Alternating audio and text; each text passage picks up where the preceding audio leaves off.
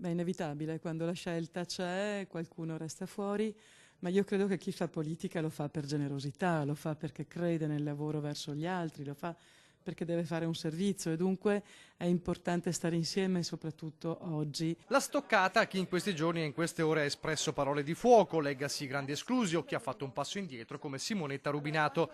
Il PD riparte dai sorrisi d'ordinanza uso e consumo dei fotografi, le strette di mano, le pacche sulle spalle. Da oggi inizia la campagna elettorale e per i Dem Veneti è una delle battaglie più dure degli ultimi anni.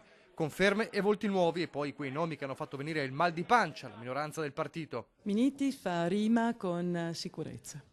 Minniti è stato in grado di fare una cosa straordinaria, mettere in fila, più che per quello che ha fatto all'interno del paese, per ciò che ha fatto all'esterno di questo paese. Insomma, per la riconfermata Laura Puppato il tempo delle bufere è concluso. È anche il mantra del segretario regionale Alessandro Bisato che dice andiamo al di là delle polemiche.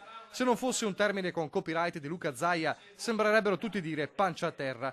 Tanti fronti su cui lavorare, politiche del lavoro, sociale, innovazione, casobanche, diritti civili. Chi lascia la via vecchia per la nuova sa quel che lascia e non sa quel che trova e mai come oggi questo dovrebbe far riflettere. Molti degli amministratori attuali o passati presenti nelle liste, come nel caso di Silvano Piazza, ex sindaco di Selea, o del vice sindaco di Cappella Maggiore Maria Rosa Barazza, entrambi alla Camera. Tra i volti nuovi quello di Isabella Giamelloni al Senato, Matteo Favero, e l'ex sindaco di Valdobbiadene, Anna Spinnato, alla Camera. Un sindaco è chiamato a misurarsi con tutte le problematicità del proprio territorio e ad acquisire competenze in tutti i settori e questo è un patrimonio che va messo al servizio anche dell'intera nazione.